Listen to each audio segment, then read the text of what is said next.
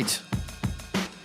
What's going on, everybody? Welcome back to Outside the Cinema, your weekly source for cult movie discussions. Your host, Bill and Chris, back again. We're recording on MLK Day, and that's the only thing that's happening today. It's the only thing I'm going to acknowledge. The only thing happening that and I got to today. clean up this room. I got to clean up all my stuff.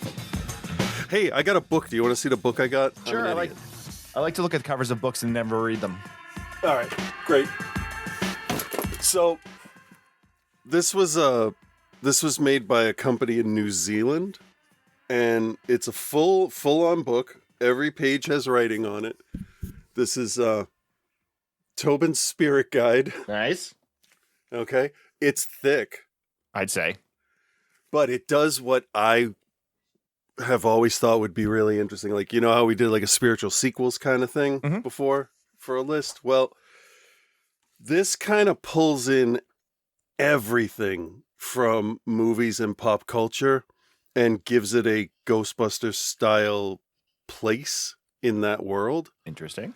So it's broken up by continent. So it's a little, I'm not really used to the whole thing yet, but there's one picture that'll pretty much explain all of it if I can find it. That's fair. This was nice. It came with a leather-bound wrapping with a little fake jewel in it, and you could get it weathered or not. I got mine not because I'll beat my own up. That's what she said.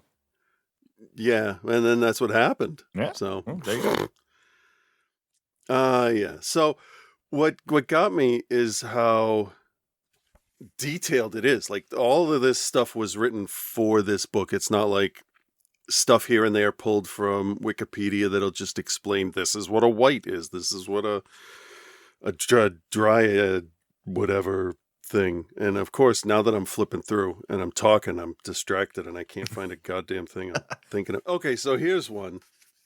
See this guy? Yep. Indy's fertility idol? Yep. Yeah. I'm probably not going to find the page. And if I can't in the next few flips of the thing, I'll just tell you. What sold me on the whole thing, Crystal Skulls, was when they showed you the page that had a little box on it. And the lament configuration is listed in here as well. Oh, okay. So it's all kinds of movie and TV and literature kind of supernatural stuff all put in together. So it's kind of one of those, I wonder what I'm going to come across next when I'm reading it kind of things. Okay, But that's cool. It's just a really nice little prop replica kind of thing. That's neato. So That's neato. I like that. This week on the show, we are doing two films that could not be more different from each other. We are doing 2011's Bounty Hunters, a.k.a. Bail Enforcers, starring the WWE's Trish Stratus from 2011. And then we are doing an Italian giallo-esque, I will say. I saw it listed in a number of places as a giallo, but as a giallo. But it's really not. It's really close though. It's I can see why. Yeah. No, But definitely. There is no black gloves. There is no real boobs. No, but there are straight razors. There are straight razors and some J&B, and there's no. Oh no, dude! There is not some J&B. The first prop that's picked up is a J&B bottle. That's true. That's true. That is from 1974, starring Santa Berga, and it is called Puzzle, aka. Hang on, I'll tell you what the actual title is.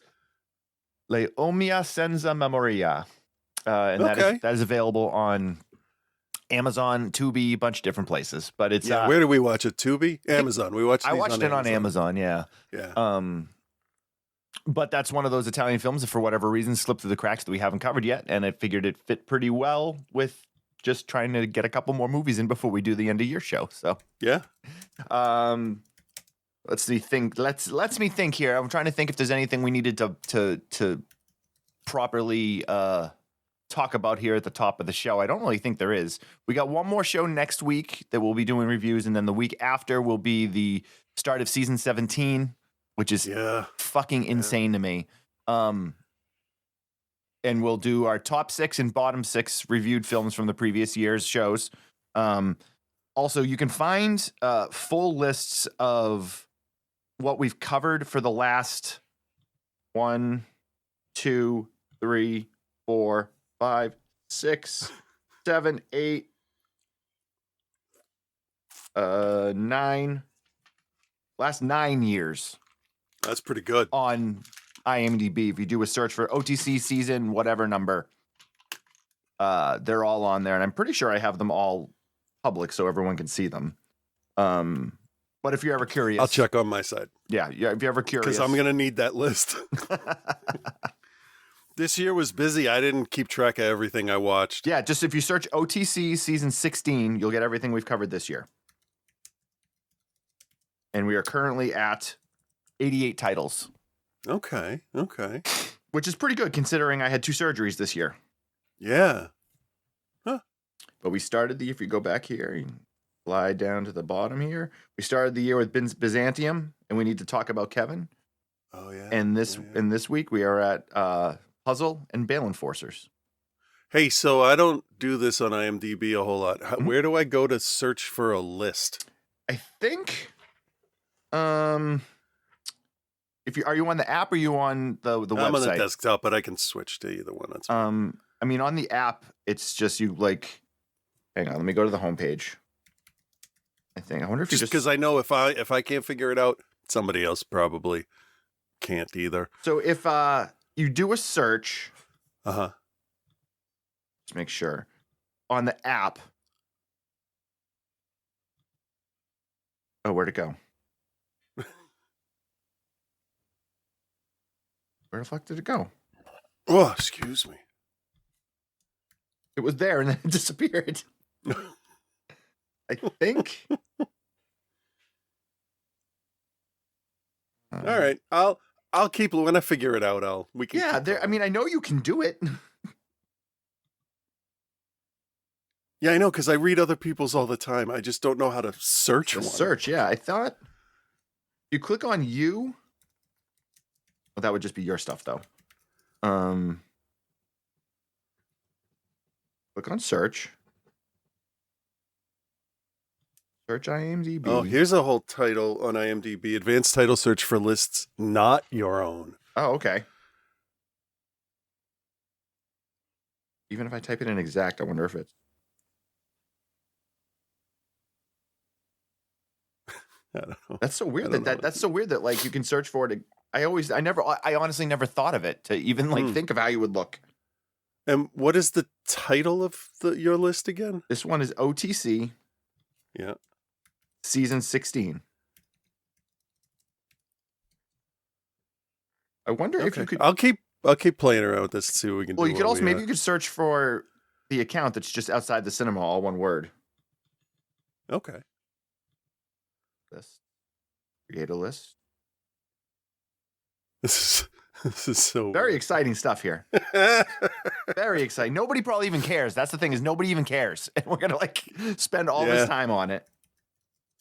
No, you don't have to. That's totally fine. We can keep going. It's just weird, though. Yeah. It's just weird. All these things here, you can't just search for a user? Weird. What is your do you have a It's just outside the cinema, all one word. Okay. I don't use IMDb for anything pretty much except looking at who that guy is.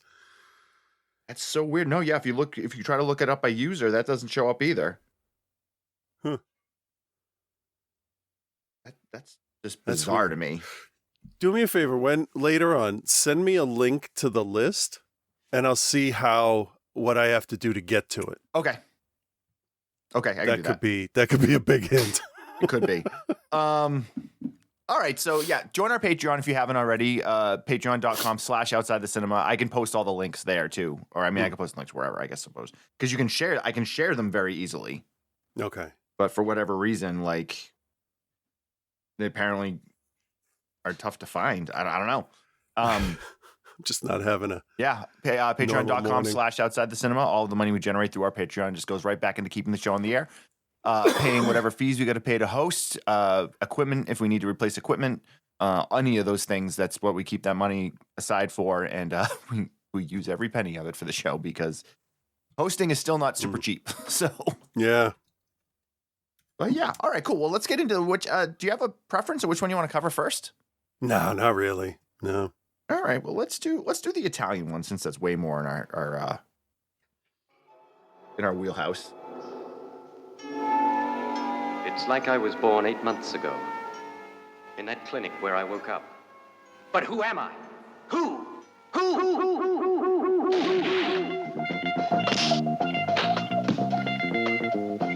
The doctor says I'm scared. Scared of what I'd remember.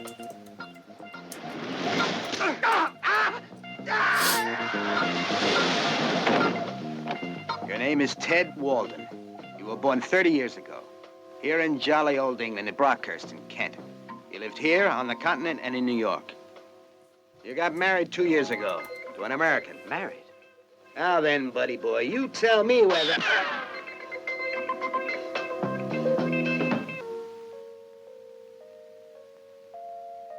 Is it bad news, Santa? It's from my long-lost husband. He disappeared in London. This means they set up our meeting. And whoever they are, they're killers.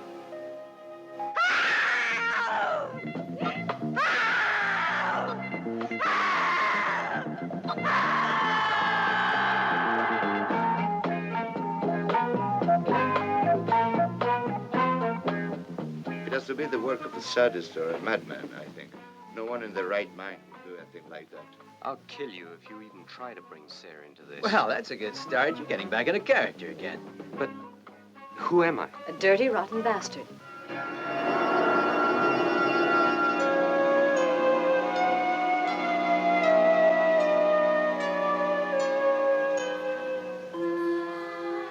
Let's quit kidding around. The stuff. Where is it, buddy? Stop it! No more, please! What I want looks like a big string of sausages. Don't! A Please! big string of white sausages. When I said I was gonna kill you in 5 days, I wasn't kidding. Go away! 5 days.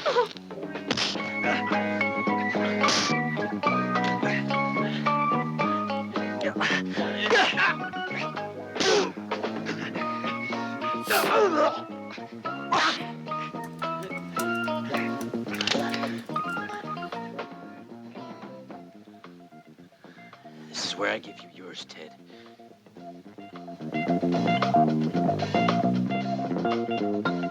All right, I'm gonna call it there. This is a long ass trailer there. Yeah. It goes on for another minute. Oh, boy. Oh, anyway, all right. Puzzle, 1974, directed by Duccio Tessari. Looks like he worked on some other stuff here. Did a lot of writing. See if there's anything that we would recognize. Yeah, a lot of like Italian garbage. Fifth Commandment, Safari Express, Winged Devils. He wrote the screenplay for The Bloodstained Butterfly, which we covered. Okay. Looks like he did the screenplay for Death Occurred Last Night, which we haven't covered, but with a title like that, I'm sure we will. Let's see here. Those are the only two that pop out. Looks like he worked on a number of spaghetti westerns also. Says here, born October 1926, writer and director known for Puzzle. Married to blah, blah, blah. Okay. Nothing too deep on him there. Passed away back in 1994. Oh. All right. Starring Senta Berger, who is a pretty well-known name. She's Austrian model and actress. Probably best known in our world for When Women Had Tails. I think is, if I'm remembering, I got it in front of me. Why don't I just look it up? But she was, I believe, in When Women Had Tails. And then the sequel, which I don't remember the exact title, what the sequel was. When Women Lost Tails or something. I mean, I don't think I've actually seen the sequel. Did we cover When Women Had Tails? I don't know. I don't feel think like so. we did. Let me see what I can find. Let's see if there's a picture that jogs my memory. I know, right? I mean, I know we've probably played that trailer when we used to play the trailers for like fake breaks or whatever. Yeah, the poster doesn't help at all because it looks like about 12 other movies. Yeah, I mean, a lot of them. But it looks like she worked on a lot of Austrian stuff and German stuff, and then switched over to working in Italy. I feel like that was the film that kind of like put her on the map. But like, I'm scrolling through stuff, and she has 174 credits. She's still alive too. Oh, Looks like she's in her 80s. huh. Still working That's good. for her. Yeah, it doesn't affect me at all. Yes, 1970 When Women Had Tails. Okay. We don't have it checked off, so I guess we didn't cover it. It looks like a comedy about a group of cavemen who find a woman and initially don't know what to do. Oh, okay. And yes, she was in the sequel in 1972 When Women Lost Their Tails. Yeah. So there you go. Well, there you have it. Anyway, either way. And then also Anita Strindberg is in this, who is another one that is showed up in a ton of stuff that we've done. Case of the Scorpion's Tail, Faces of Fear, Vices, a Locked Room. She doesn't have a big part in this. But she's there, and she's obviously well known. And Luke Miranda plays Ted, who's the main star. He's best known for Violent Professionals, is what I remember him from. And he also had a bit part in Hostel Part 2, where he's one of the cops. Okay. So, again, another one that did a number of Italian westerns like Shoot First, Die Later. Well-rounded Italian character actors is what this one lives on. Yeah. All right. So the story on this one is pretty simple. You have Ted/Peter. He's an amnesiac who has lost his memory. We picked him up about 8 months to a year after he has lost his memory. We've learned that he was in a car wreck and can't remember anything before the car wreck. Yeah. So he is, we open with him in a doctor's appointment with a psychiatrist, kind of going through things and just talking about how he doesn't remember and the whole 9 yards of someone that's lost their memory. They lay it on really like soap opera thick. Yeah. Spell it out 4 to 5 times for you in bold letters. Yeah. Oh boy. We then know that somebody noticed that someone is following him back to his apartment where he lives, and then that person comes into the apartment and basically is like, "Hey, I don't know if you really lost your memory, but where's the stuff?" Yeah. And he's like, "No, "No, not the best way to go about that, but what he's can like, you do? I really have lost my memory. I don't know who you are. I don't know what you're talking about. What stuff? What are you talking about?" And the guy's just basically like, "I don't believe you lost your memory. I think you're just trying to screw us over." And this guy's like, I have no idea what you're talking about. Yeah. So then the guy pulls a gun on him and he's like, "You're going to tell me or something bad's going to happen." And then, and something bad does happen. That point, I always think the only bad thing that's going to happen is I'll be dead and you still won't know where that shit is. Right. And that's kind of what he says. He's like, "Well, if I know what you're talking about, like," but this guy then gets shot through the window. Yeah. I still don't know why. I'm not sure either. Okay, good. But what I did notice that was odd was this guy has lost his memory. He has no recollection of anything. This guy gets shot in front of him, and he doesn't seem too concerned. No. Why would he be? He's just like, "Oh, okay." Yeah. Hides the body. Yeah, he was remarkably calm about the whole thing. Really was. For somebody that had no memory. So then he gets a telegram from his wife asking him to come home. And he's like, "All right, I don't remember having a wife, but I guess I'll go home." Yeah, sure. Takes the body, puts it up in the trundle bed, folds it into the wall, manages to be folded up with a body in it and just stay there. Yeah. Yeah. Hey, that works. Folds it up, rolls it up. He's out the door. He's like, "All right, let's go figure out what's going on with the wife." So yeah, he gets on a train and he heads back to London to meet the wife, right? And we then meet her. She is a swim instructor at the local YMCA type place, works with the children there. She's very friendly with one of the neighbor children. We see that was a weird relationship. it was a little bizarre for sure. Yeah. Yeah. Sarah, did you see me win? And she's like, "No, you tried to drown that kid." Yeah, I thought it was her son. That's what I did too. I did too. because they show them doing this race in the pool, and this kid definitely like puts this other kid underwater to beat him. Yep. So they're walking home, and this weirdo kid, is taking photos. Lots of photos of her, more photos than any normal child would take of another person that isn't family. And then we're introduced to the doctor that she works with named Rinaldi. We can tell that he is into her. She is not necessarily not into him, but not like super into him. Yeah. And It's then one of those I'm going to be indifferent until the plot demands it. Right. And then she gets a telegram saying that the husband is coming home and to meet him at the train station at a certain time. Yep. So if you're paying attention at this point, you have to be like, well, he didn't know where to send a telegram because he doesn't remember her. So where did this telegram come from? Yep. But she and doesn't why know at that specific time. Yeah, she doesn't know that he has amnesia. She says, "Oh, it's my husband who disappeared a year ago." So, okay. So she goes to the train station. He walks right by her. Yeah. And then she's like, so then he runs into another guy who's like, your wife is standing at the top of the stairs with the blue jacket and the red hair. Yeah. As he wipes his nose. Yeah. That was a character thing for that guy who kept like wiping his nose. It was weird. And he kept throwing the used handkerchiefs on the ground. It's Italy in the 70s, right? Yeah, apparently 60s, gross. 70s? 70s. Yeah. So they meet up. She's like, hey, why did you walk by me? What's going on? And he's like, oh, okay. He's like, I was in a car accident. I don't have a memory. And she is skeptical at first. Yeah. As well you would expect, I guess. Yeah. So they go back to the apartment, and they talk a bit, and she comes to realize he's not faking. She tells as far as we know, she tells him the whole story of how they met, and they got married very quickly, and then he had to go away for work, and he didn't come back, and she thought that he had just left her, and he's like, oh well, no, I don't remember any of this. He's like, I'm sorry if I was a dick. He's like, I don't remember it.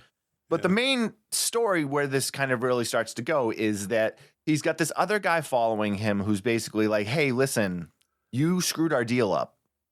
We had stolen all these drugs. We had stolen $1 million in heroin. We're supposed to get it back. If you don't, he's like, you had it. If I don't get it back, they're going to kill me. And if you don't give it to me, I'm going to kill you. He's like, because if you're going to die, I'm going to die. And he's like, I'm going to take your wife with us. So I'm like, okay, this all works out, hopefully I guess. they get to you first. Right, exactly. And then they keep talking about how they hid the drugs. And they're like, oh, they look like white sausages. You probably heard it if you're listening to the trailer. You heard it in the trailer. And he's like, they like put it in like sausage skin or whatever and like made it look like a string of sausages, but it's full of heroin. Yeah, because that's how drugs work, I guess. Sure. In 1970s, that's how they transported heroin. Yeah. Hey, I wonder when the first drug sniffing dogs started working. I don't know. Huh. I saw somebody in the comments on IMDb about this, called this Jackie Chan's Who Am I Giallo version.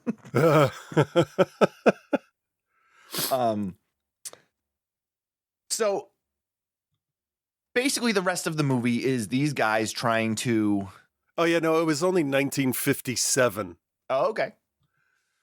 So let's just ignore the drug dogs that could easily solve this whole thing. Yeah. So I love that.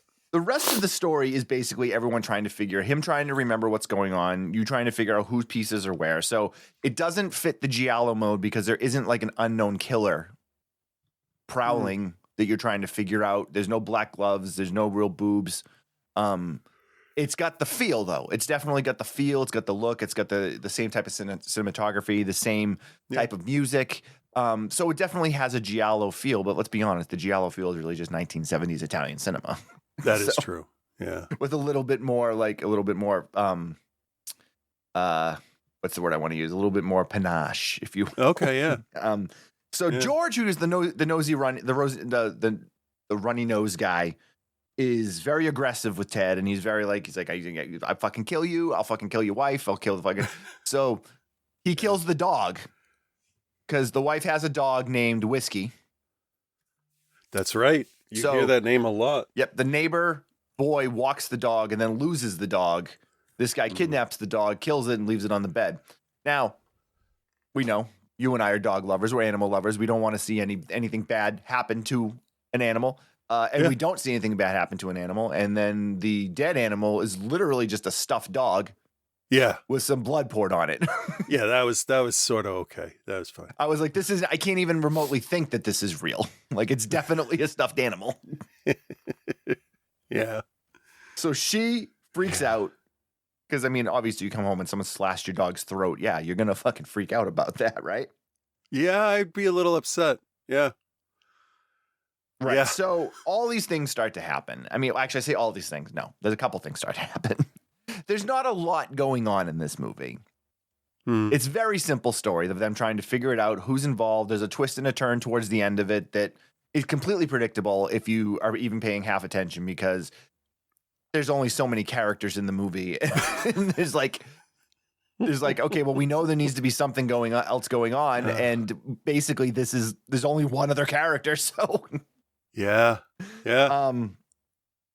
So the mystery is simple, and it's not as convoluted as you get in a large number of the giallos that you see. But I did really enjoy a lot of what was going on here. Because everything is very purposeful. I feel like there's not a lot of filler thrown in this which you do get in a lot of the films from this time period from Italy. I feel like everything is pretty on point. The look, the feel, but there's not a lot of wasted scenes. It doesn't move quick, but everything is done in a way that keeps the story moving along.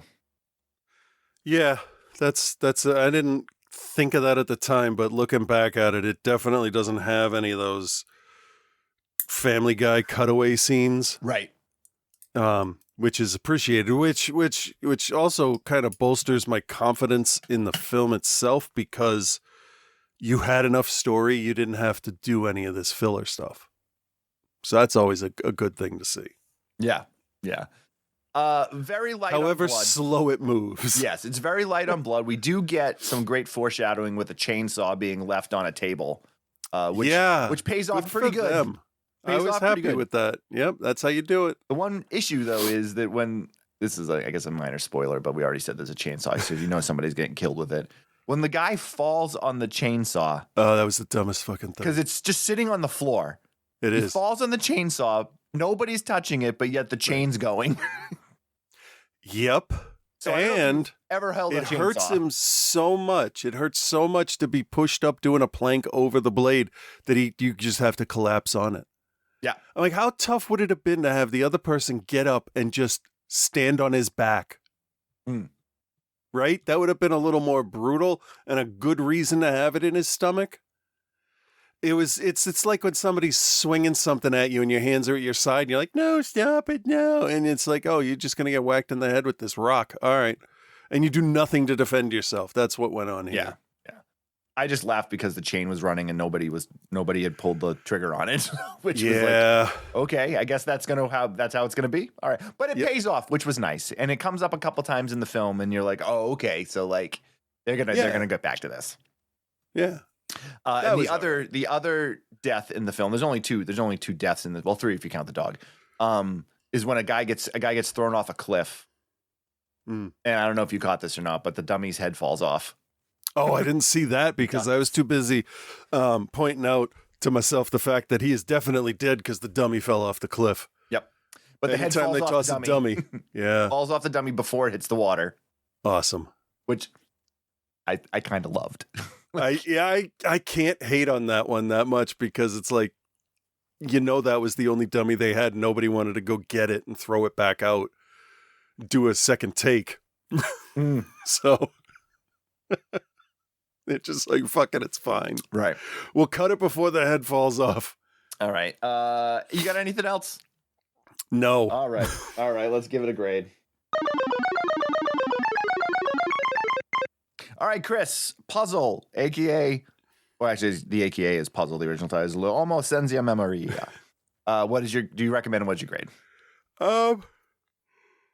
This is a recommend, but it's since 16 years we've covered the original good ones, and this is on the outskirts, riding on coattails of older giallos. So it's like, yeah, fine. If you've watched everything else and you want something new, great. Don't start with this. It's not a starter. But I didn't hate it, and there was some amusing parts in this. So I think I'm gonna go with a B-. All right, that's a really good grade for you for a film like this. Yeah, because it didn't piss me off. That's fair. Yeah, the bar is very low. The bar is tough very for low. these movies. It just has to be: is the mystery good? Yeah. Did you make a good mystery, and then the rest of it all falls into place, or it doesn't? Very true. So. I'm gonna give it a recommend too. I thought this was solid. Its storytelling worked. Despite not a whole lot going on and it kind of being a slow burn, it still kept itself moving though. So like a lot of those slow burn parts worked well. Like there were a lot of, and not a lot, but there was a few of him like remembering things, and the way they would do it would be like he'd be like in a black room and like they would slowly kind of like open up things in the black room for him to remember, which I thought was a pretty cool little detail.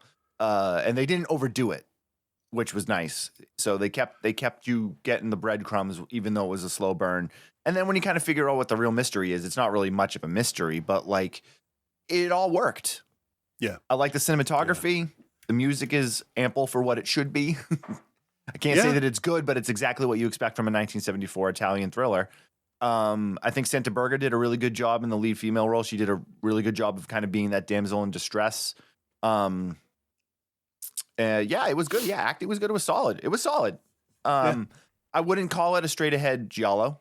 I would say that it's giallo adjacent. But I mean, I'll give it a B too. I think that was, it was solid. Okay. It was solid. So that's available to watch pretty much anywhere, any of the free streaming sites, Tubi and all those places. So there you have it. Puzzle 1974. Now we're going to jump ahead to 2011 and cover Bounty Hunters, aka Bail Enforcers.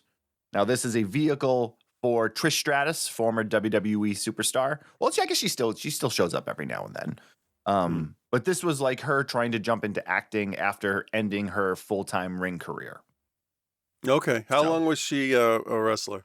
I mean, she still shows up from time to time, but I'd say she was full-time for probably about 8 to 10 years in the late 90s to the early mid 2000s.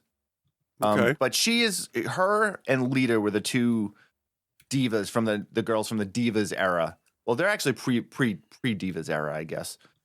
But they were like the two that really kind of helped move women's wrestling forward. They were allowed to headline. They were the first women to ever headline an episode of Raw for a women's title match. They got like extended time.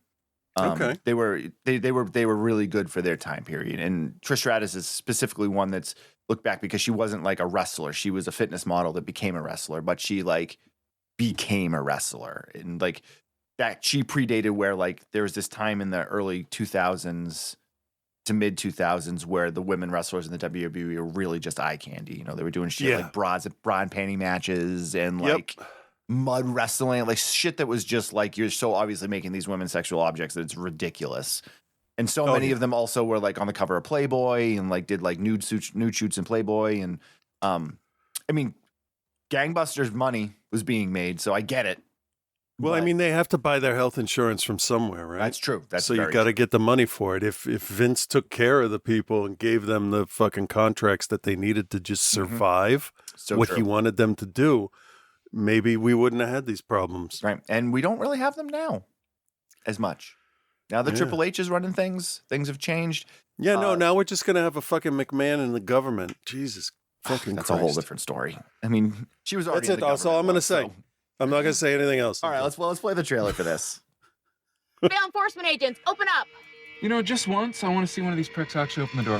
Yeah, probably not gonna happen. That's why I brought a key.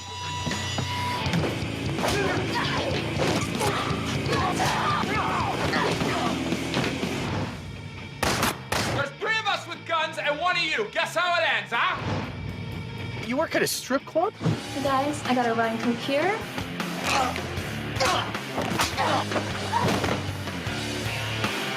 Some of us choose not to sell drugs to make extra money.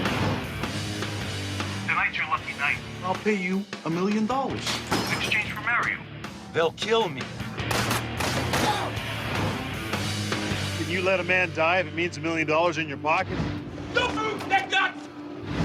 Our lives can get a whole lot better tonight, and all we got to do is speed up the inevitable. When and where? You've made a very wise decision, my bounty hunter friend.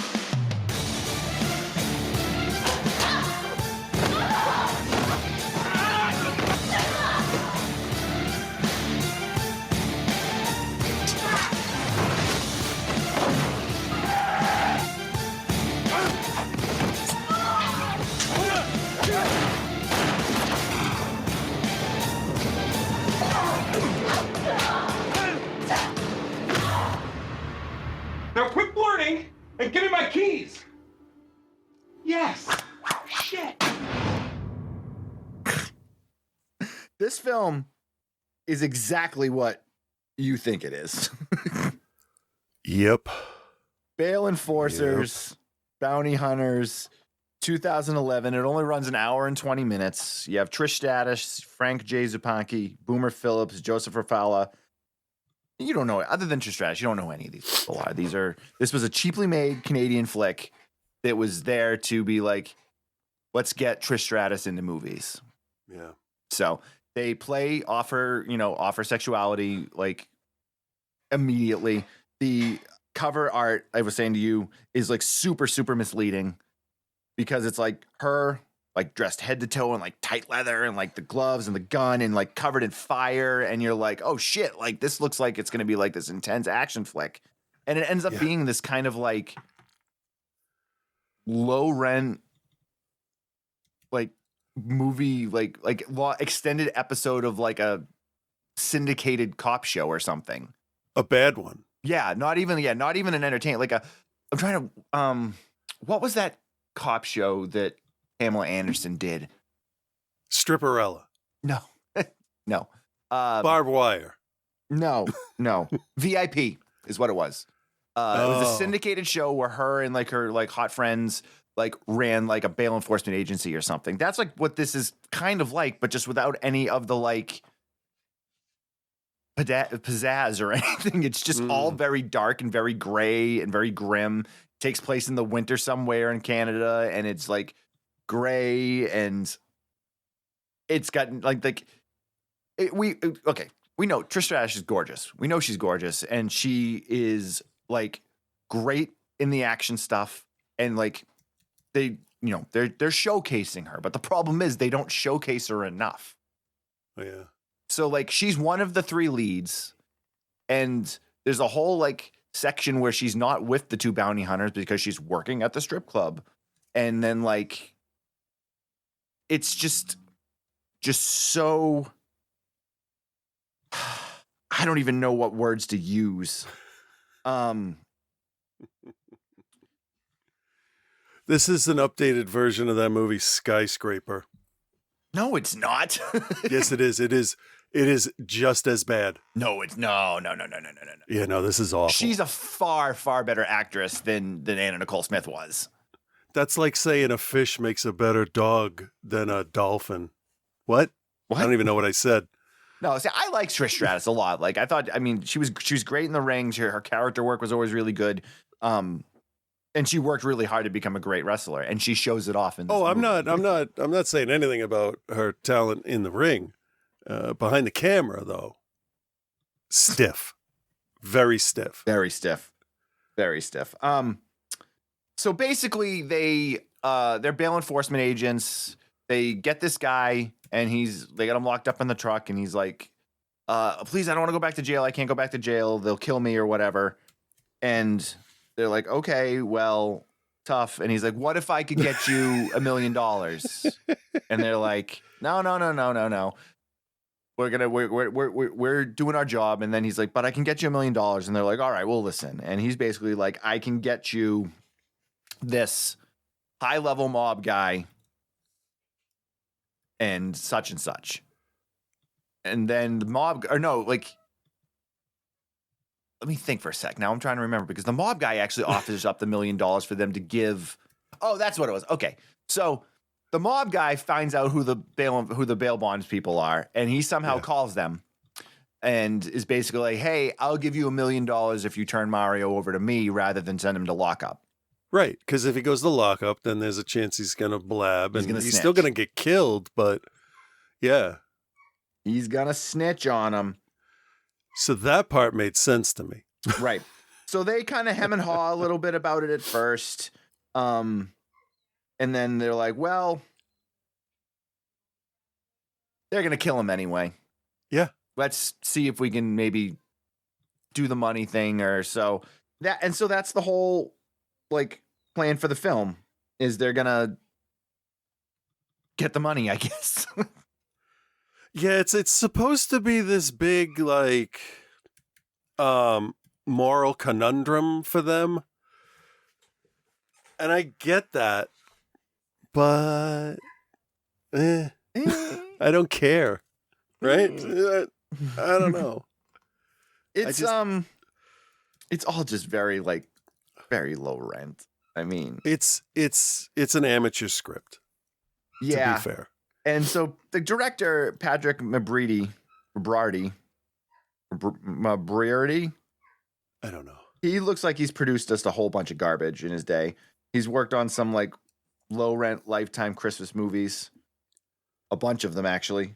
A Novel Christmas, Our Christmas Wedding, The Art of Christmas, Sappy Holiday, Picture Perfect Romance, Unperfect Christmas Wish, Christmas by Chance, Mistletoe Magic, A Very Corgi Christmas, which I've actually seen, A Home for Harvest, Santa's Castle, 48 Christmas Wishes, A Puppy for Christmas, and then Psycho Ward and The Door. Wow, that's a lot of bad stuff. Yeah. A lot of bad stuff. He made money, I guess. Did right? he? Do we know did if he something did? he probably wanted to do. Anyway, okay, so they're gonna do the thing, and then of course somebody double crossed somebody else, and then they're like, okay, Trish Stratus's character gets kidnapped out of the hospital. We have, of course, the token two Asian characters that are martial arts people. There is a really good fight scene between Trish Stratus and the girl who I don't even see listed in the credits here. But she was actually really good too. You could tell she was just like a stunt person too. Andrea James Liu. Not a whole lot on her here. Something called Playing Cards. But the fight scene between the two of them was really good. And they literally, any wrestling move that Trish Stratus has ever done in the ring, they find a way for her to do it in this. Head scissor takedown, plancha, pile driver, body slam, head scissor. I already said head scissor takeover. But like, Tope Suicida, like off of the boxes, like she does every move she'd ever done in a wrestling ring in this movie, and it's just like, it's too much. Like it was like when Stone Cold Steve Austin tried to be an actor for a short time, and he was whatever that first movie he was in. I don't remember what it was, but you're waiting for him to bust out the Stone Cold Stunner on somebody. Yeah. And he does it. And it's like, okay, but this movie she does it the entire time. Yep. Yep. This is pretty bad. Not the worst thing I've ever seen, but it's pretty bad. What are your thoughts? Yeah. This is garbage. It's absolute garbage. It should never have been made. Like it needed another year of rehearsal. And to say the finisher. Fuck you, movie. Even Mortal Kombat isn't that fucking blatant. You know, he just says finish him once.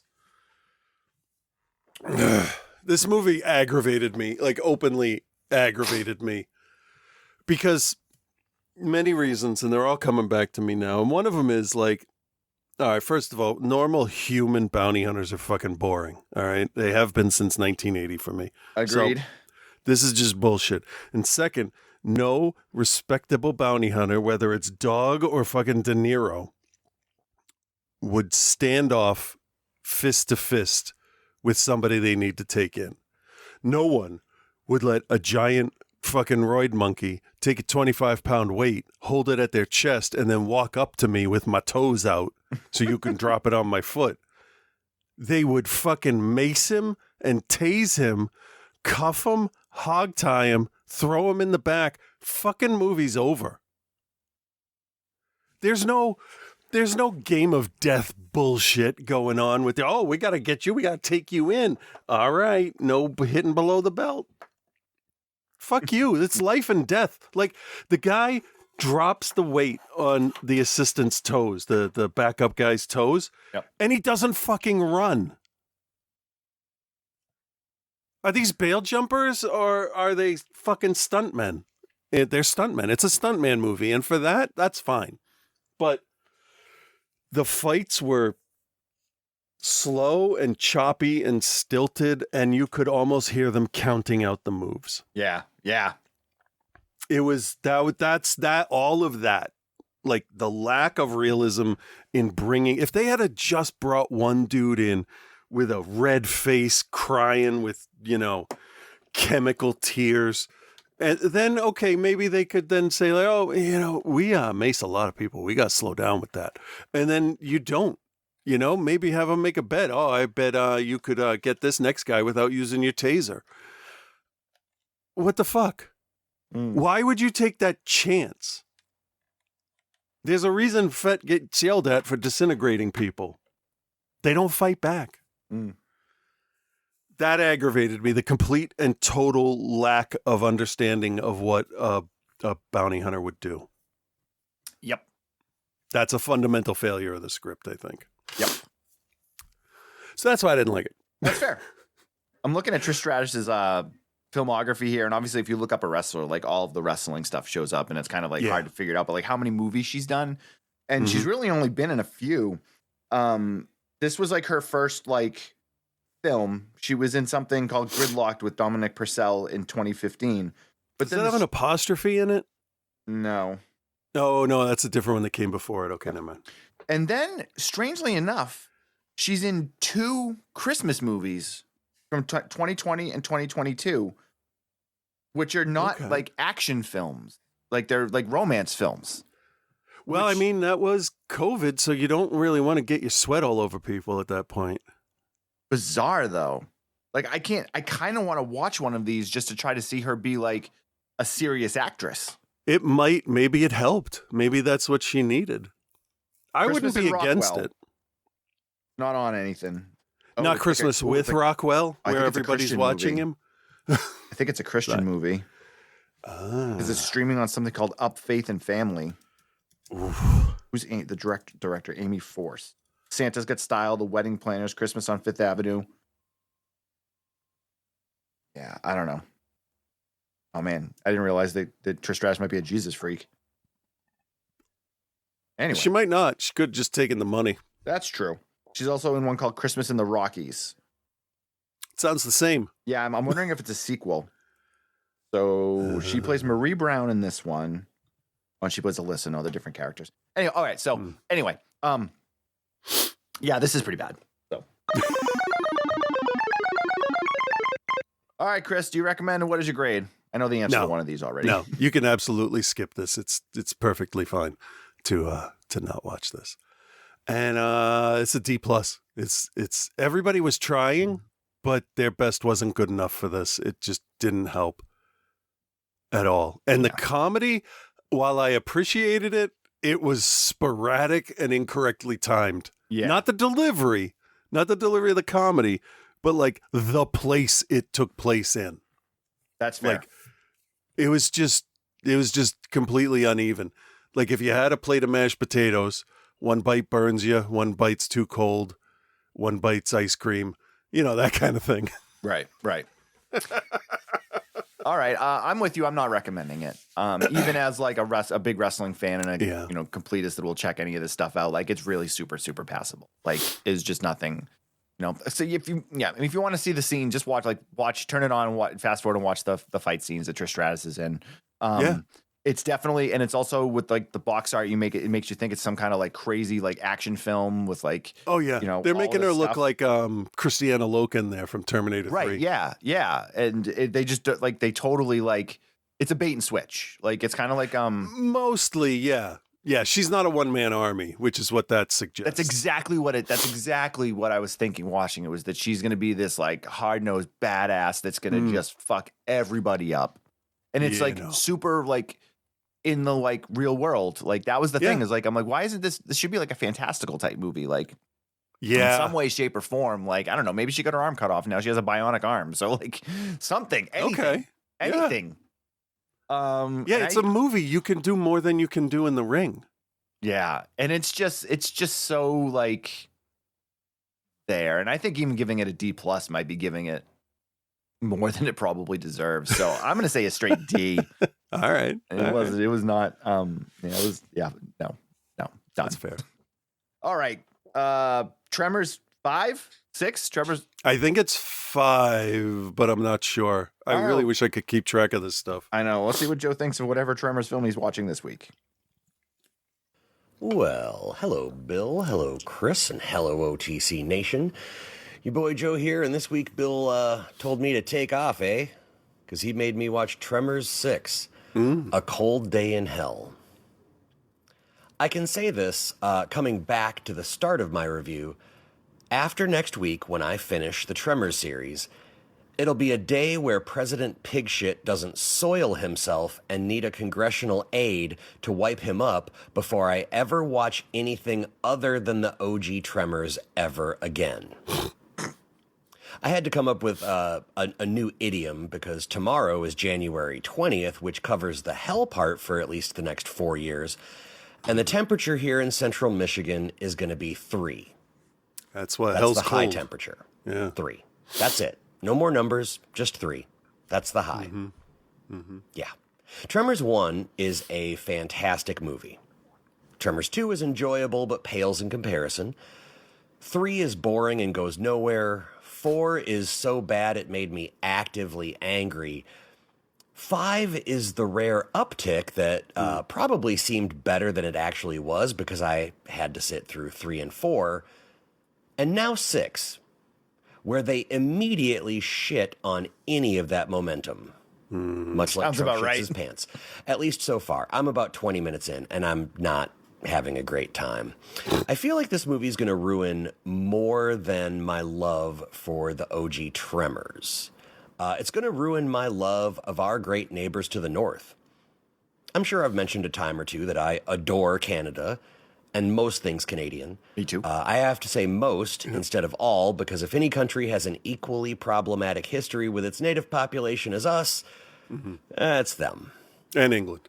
But between David Cronenberg, the Ginger Snaps movies, Bare Naked Ladies, You Can't Do That on Television, fucking Rush, along with a dozen other great rock bands that most people don't even know about. I'm looking at you, April Wine.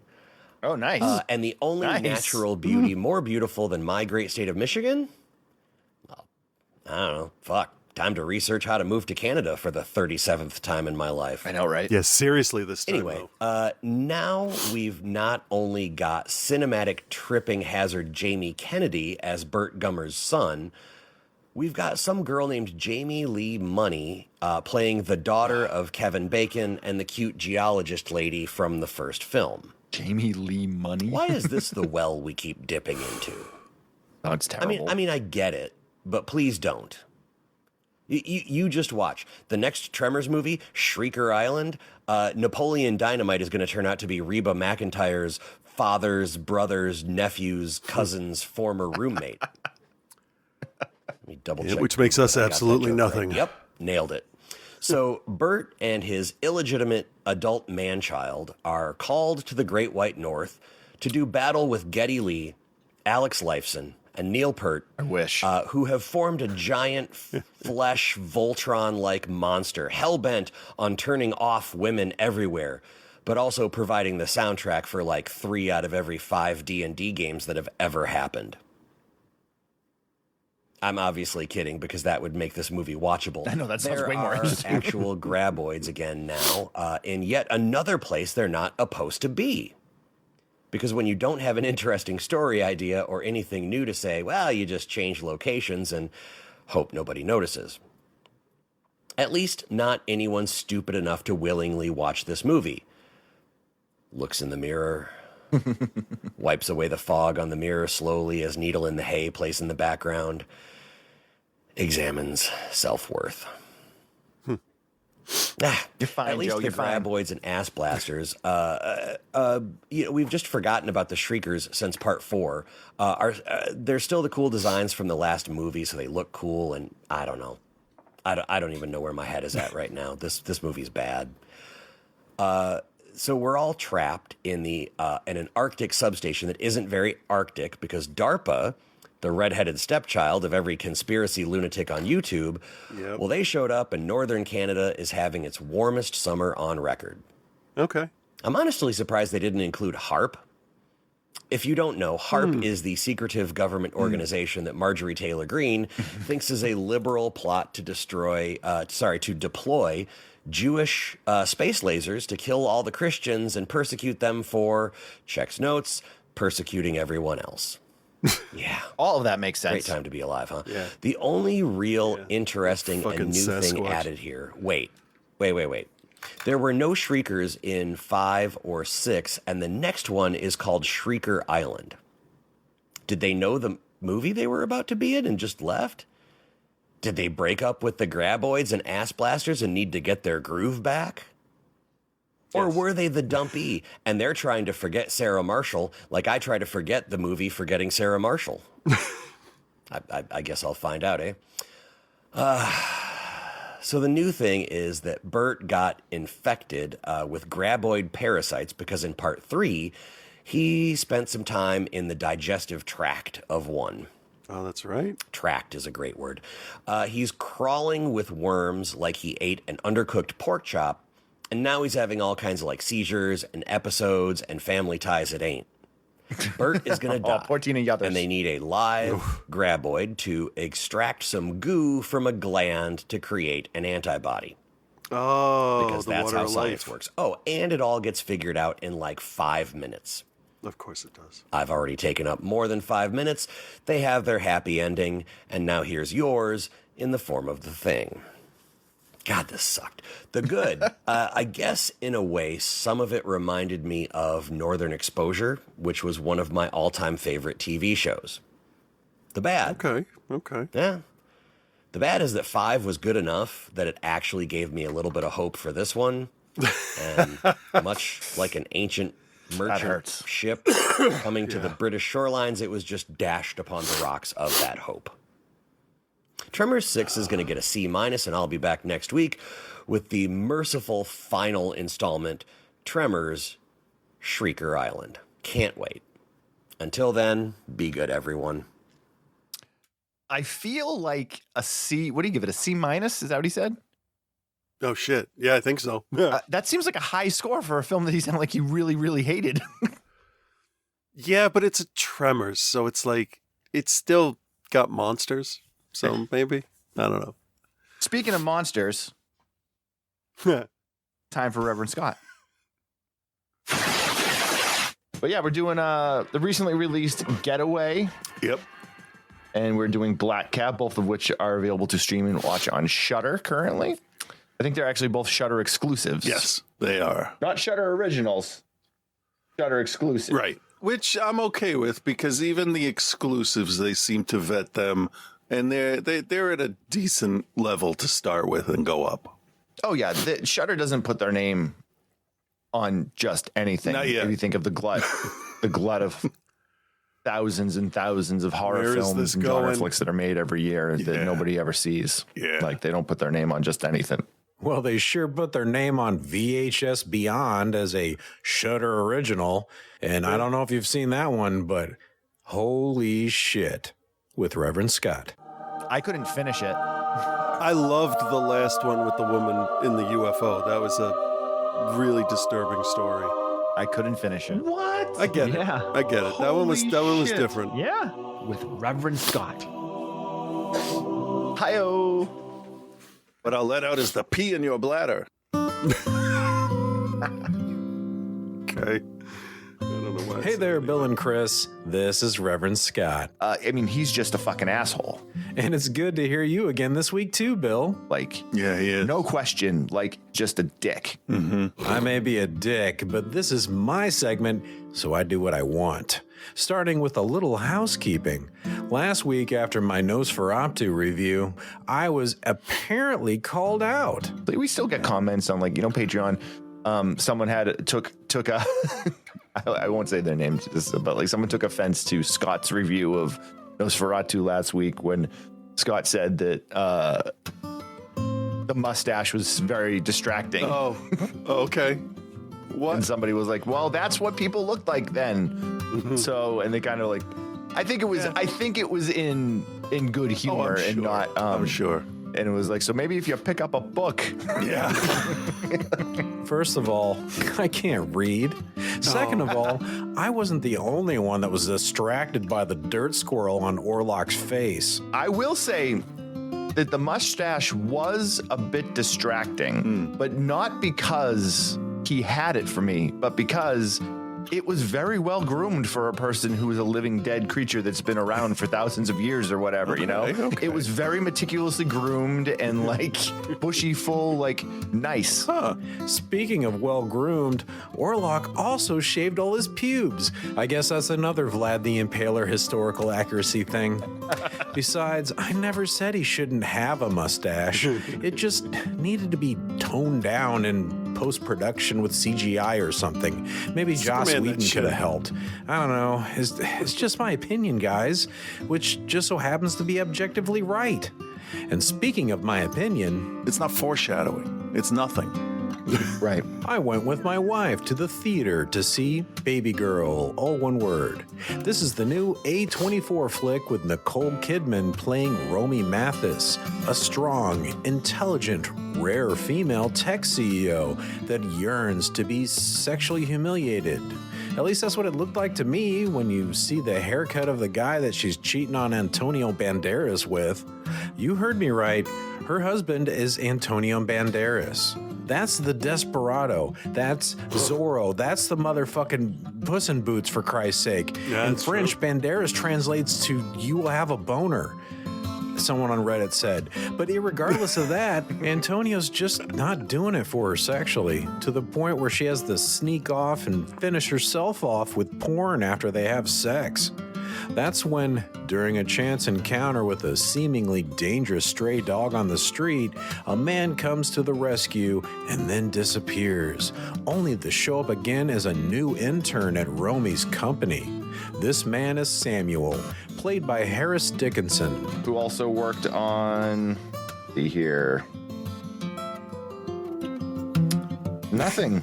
I mean, he's been in other stuff, but probably nothing as memorable as his terrible haircut in this film. Must have gone to the barber and said, "Yo, just fuck me up, bro." But I guess it's working for Romy because she's secretly infatuated with him almost immediately. We quickly see that Samuel is very assertive despite being only an intern and holds nothing back when speaking directly to the CEO. Maybe it's because he's the only man at the company that's taller than Kidman? It's hard to tell. Before you know it, he's ordering a glass of milk for her at the bar so she can drink it in front of everybody. We learn immediately that he's a weirdo. That's about when we get to the kind of non-porn part of the movie. I mean, it's stuff that's uncomfortable to watch in the theater or around other people like porn, but really not much is shown exactly. I mean, I was actually kind of shocked at the movie's restraint. I saw more Nosferatu's wang than I did of Samuel's. Then there's lots of Romy doing as she's told and drinking milk from a saucer like a cat. I don't know. I don't know. It's just a weird part of the movie. I mean, don't get me wrong, Nicole Kidman looks amazing with clothes or no clothes, either one, especially when you consider her age, but The more weird and tense things get between her and Samuel, the more you just want them to get it over with. Just fuck already. But you know things have to escalate from there, right? Samuel's getting even more bold. He's finding reasons to show up at Romy's house. She walks in to find him sitting at the breakfast table with her entire family. Romy was not pleased. Yeah, you gotta leave. Go away. Now. And that's even before Samuel starts dating Romy's personal assistant and bringing her over to the house. Of course, this makes her jealous, to which he replies, "Isn't that your husband in there?" Touché, bad hair Samuel, touché. It sounds awful. But Romy is torn because she's scared she'll be exposed, but at the same time, she gets off on all the danger of it. But the guilt eventually gets to her, and things start to get very intense with her husband. He sees a change in her, and it's not good. What are we doing here? Like, what's going on? Yeah. Even one of Romy's daughters, Isabel, can tell that something is very wrong. And it may be one of the few characters in the film that even remotely seems to have a heart. I mean, there's a few touching moments between mother and daughter, and it's one of the only times in the film that it's actually somewhat sentimental like that. It's just too bad they had to give her a distracting mullet haircut. I mean, it's not as bad as Samuel's haircut, but it's pretty fucking bad. It wouldn't be out of place, but it'd be a little weird. Before you know it, it's like an episode of Smallville from the later seasons, and basically everyone knows the secret. Antonio Banderas is rightfully flipping out. Panicked and at the end of his rope. So, uneven behavior isn't out of the question, maybe? We have several more confrontations, some resolutions, and a somewhat unsatisfying conclusion. And if it sounds like I was not all that impressed with this movie, you'd be correct. All of this is fine and good, but for me, none of it works. There's just nothing terribly interesting to watch in regards of the filming and cinematography. The script is fine. Both Nicole Kidman and Antonio Banderas really did put their all into the acting, but at the end of the day, I just don't know if it was really worth it. There's a lot of issues. I remember asking Whitney what she thought as we left the theater. She said it was boring, weird, and uncomfortable. If the fire alarm had gone off halfway through the movie, she would have been glad that we had to leave the theater. I mean, this is Nicole Kidman after all, the woman that just showed up in a sparkling pantsuit in an AMC ad before the movie started to tell me that movies are magic. Then an hour later, she's drinking milk out of a saucer at the feet of a lanky weirdo with hair like Jim Carrey in Dumb and Dumber. Oh God, it's so bad. It's like I wanted to go home, and I was already home. It's not all bad, but there's just nothing much great about it either. I can't really recommend this to anyone unless you just happen to live in a state where Pornhub is blocked. In regards to a grade, I guess I'll give it a straight C. Come on, A24, you gotta do better than this. Anyway, that's it for this week. And before I forget, here's your grade for last week's reviews. Do you remember? Yeah, the Nick Frost joints. I give them both a B+. You showed great restraint on not spoiling the movie Getaway, so I'm going to make sure to watch that one. So until the next time one of us is licking milk up off the floor, peace and love, guys.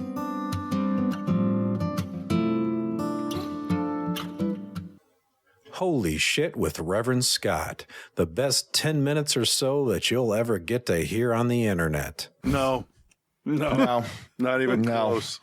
No. I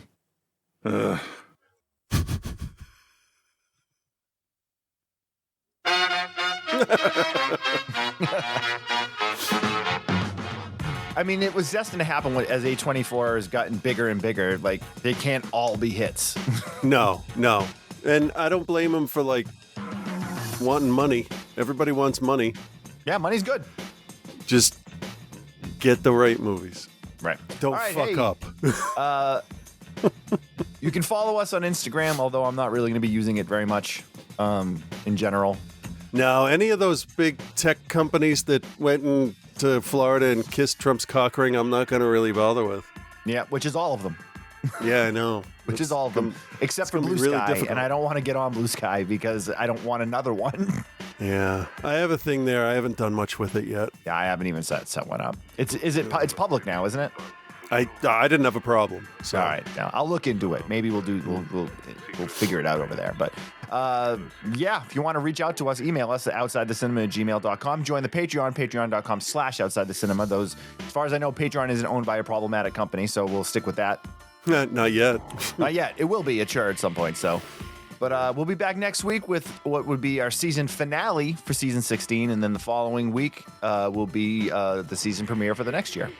Yep. So, cool, guys. Thanks for hanging out. Talk to you soon. Bye.